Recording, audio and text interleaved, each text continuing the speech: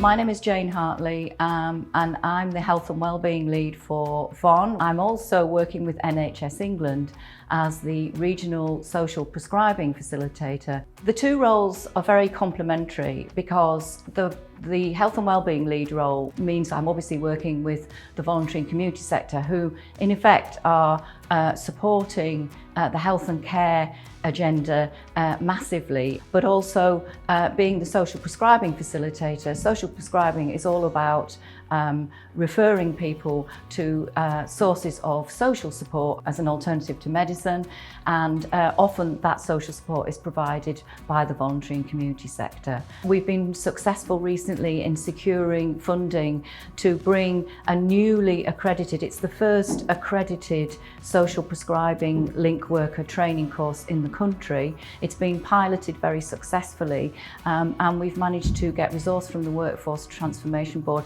to bring that course up to the North East and make it available to people across the link workers working across the ICS area.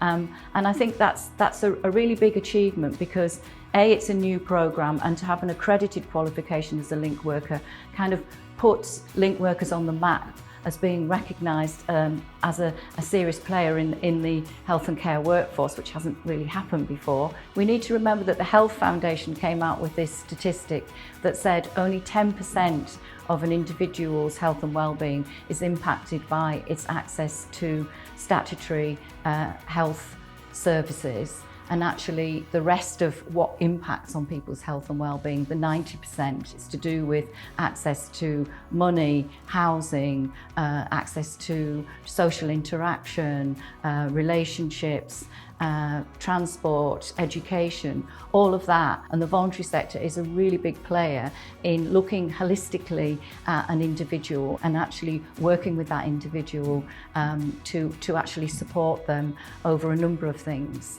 What I really find quite refreshing is that the Workforce Transformation Board within the ICS is really recognising that we need to involve all of the stakeholders who are delivering on the health and care agenda together to actually shape how we go forward. Now is our time to actually look at embracing different ways of doing things and working with different stakeholders. So I feel there's a real opportunity there.